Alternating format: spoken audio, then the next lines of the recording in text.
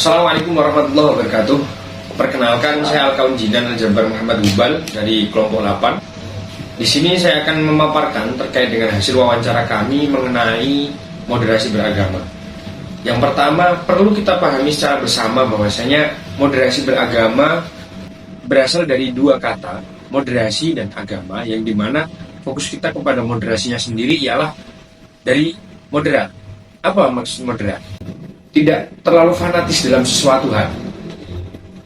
Dalam konteks moderasi beragama, lebih-lebih berdasarkan dari pandangan NU sendiri sudah sejak dari awal menanamkan prinsip yang berupa 3 prinsip dasar, di mana itu sangat relevan dan sangat sesuai dengan moderasi beragama itu sendiri.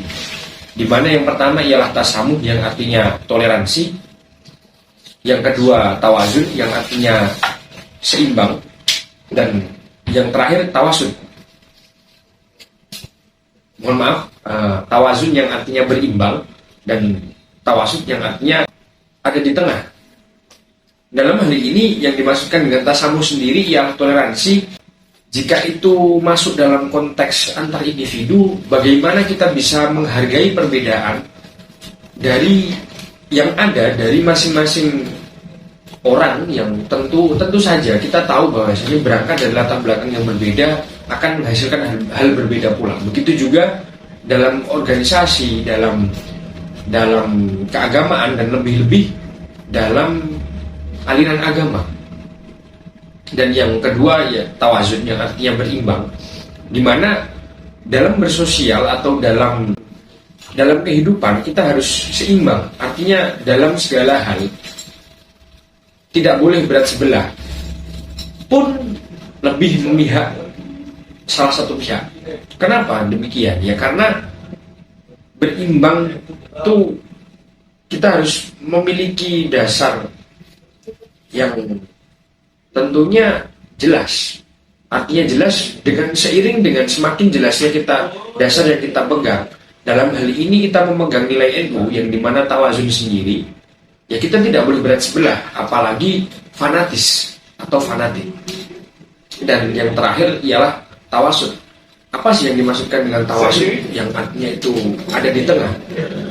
Ada di tengah di sini lebih condong pada mampu menengahi dualitas yang ada di realitas sosial kita sehari-hari. Apa sih yang dimaksud dengan dualitas? Ya adanya dua golongan yang saling berseberangan pandangan. Adanya dua individu yang saling berseberangan pandangan, bahkan sampai tidak jarang juga ada konflik di antara mereka atau di antara golongan-golongan tersebut. Yang diharapkan dengan nilai tawasud tadi, kita memiliki nilai kesadaran di mana kita harus memiliki bekal dalam wawasan, pengetahuan, dan keilmuan untuk kita mampu menengahi konflik yang ada di tengah-tengah masyarakat. Kiai Haji Ahmad Siddiq sebagai salah satu tokoh sentral NU mempunyai trilogi ukhuwah. Yang pertama ukhuwah Islamiyah, yang artinya persaudaraan sesama umat Islam tanpa menghiraukan firqah atau aliran keyakinan yang diikuti. Yang kedua ukhuwah watoniyah, yaitu persaudaraan sesama warga negara Indonesia tanpa memandang suku, ras, dan agama. Dan yang terakhir ukhuwah basyariyah, yang artinya persaudaraan sesama manusia tanpa memandang latar belakang agama maupun bangsanya. Kami dari kelompok 8 mengkampanyekan, terkhusus bagi teman-teman mahasiswa, mari perbanyak literasi, perbanyak relasi, dan perhiasi diri dengan keilmuan agar menjadi pribadi yang lebih baik ke depan. Oke, selanjutnya bagaimana kita mengintegrasikan sam'an wa ta'atan dengan moderasi beragama.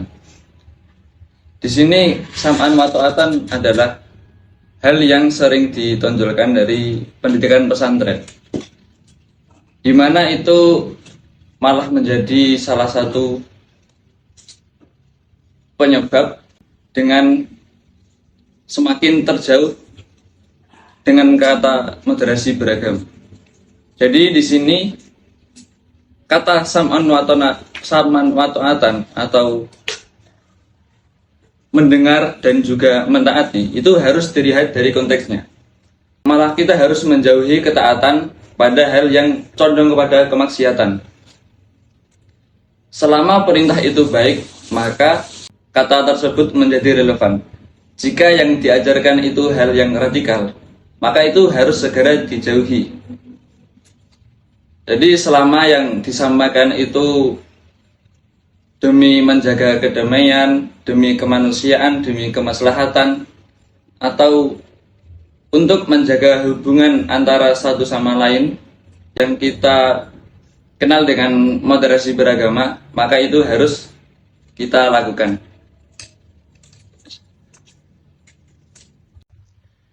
Moderasi beragama sebagai branding sebuah politik praktis.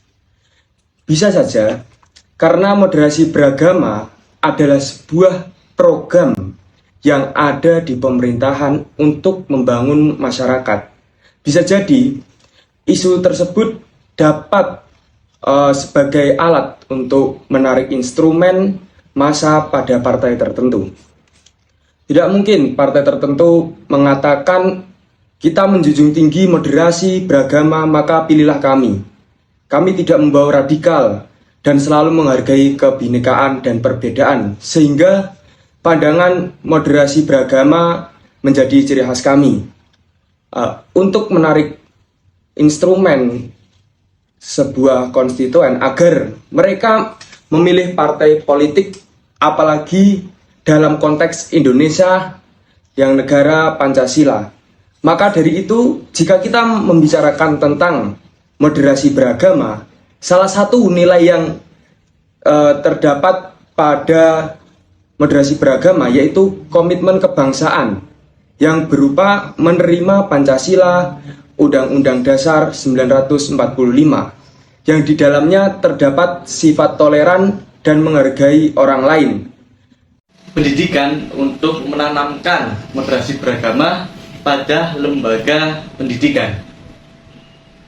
Di dalam Nahdlatul Ulama terdapat lembaga yang mengurusi pendidikan, yaitu LP Ma'arif, yang mana LP Ma'arif itu menaungi mulai dari SD, SMP, SMA, sederajat, dan terdapat juga dikti untuk tingkat perguruan tinggi yang mengajarkan nilai-nilai moderasi beragama.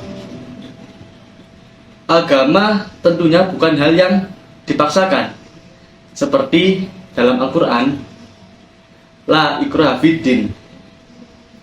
Setiap orang berhak memilih dan setiap pilihan pasti ada konsekuensinya masing-masing.